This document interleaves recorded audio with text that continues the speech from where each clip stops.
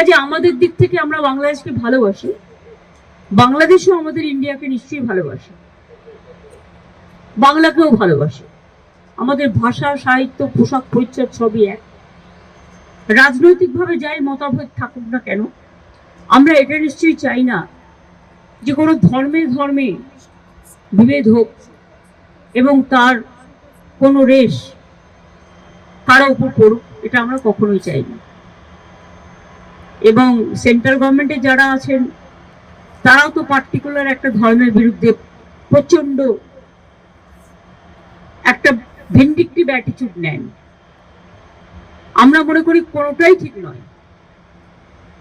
মন্দিরও থাকবে, মসজিদও থাকবে, গুরুদ্বারাও থাকবে, গির্জাও থাকবে, ধর্ম যার যার আপনার, উৎসব সবার।